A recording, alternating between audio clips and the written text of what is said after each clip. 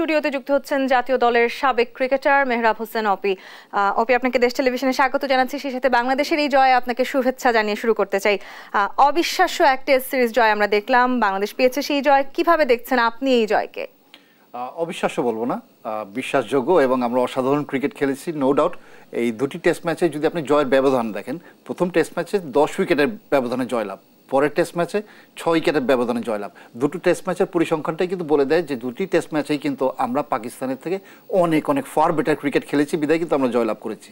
আর specially এই second test ম্যাচে আমার কাছে মনে হয় বাংলাদেশ প্রথম ইনিংসে ব্যাটিং করতে নেমে 36 রানে কিন্তু 6 উইকেট ছিল।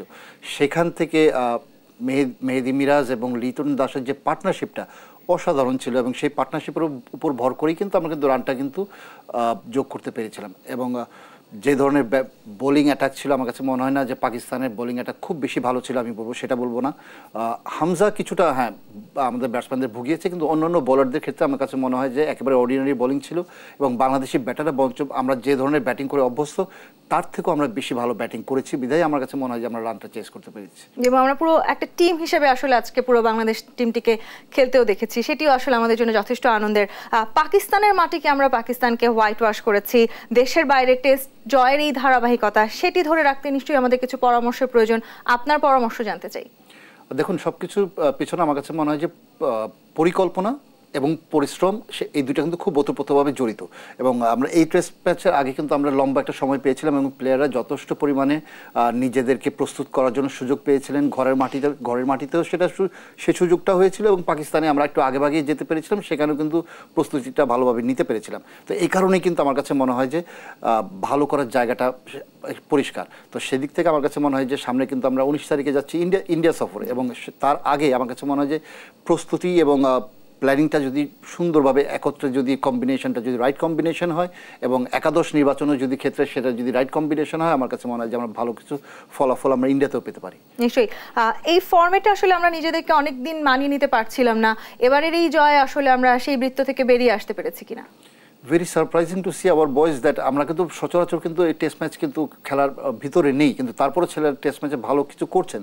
দ্যাট মিনস যে আমাদের ছেলেদের সেই পোটেনশিয়াল আছেন, এবং টেকনিক্যালি তারা সাউন্ড, এই কারণে কিন্তু তারা ভালো করছেন। এবং test match different ball game, লম্বা সময় 5 দিন ধরে খেলতে হয়, এই 5 দিন নার্ভ ধরে রাখাটাও ইটস ভেরি ইম্পর্টেন্ট, এবং যথেষ্ট পরিমাণে ফিটনেস লেভেলের দিক থেকে অনেক উপরে থাকতে হয়। সেদিক থেকে আমার কাছে মনে হয় যে প্লেয়াররা যথেষ্ট ভালো ফিট, এবং তারা মেন্টাল টাফনেসটা তাদের দিন দিন আরও বেড়েছে।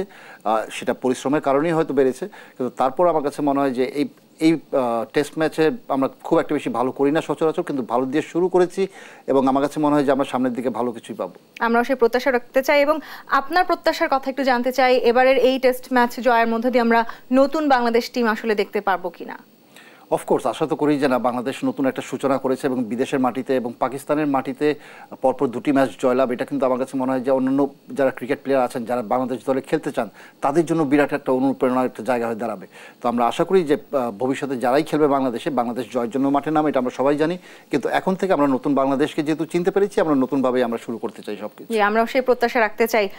মেহরাব হোসেন অপি, অসংখ্য ধন্যবাদ আমাদেরকে সময় দেওয়ার জন্য। ধন্যবাদ।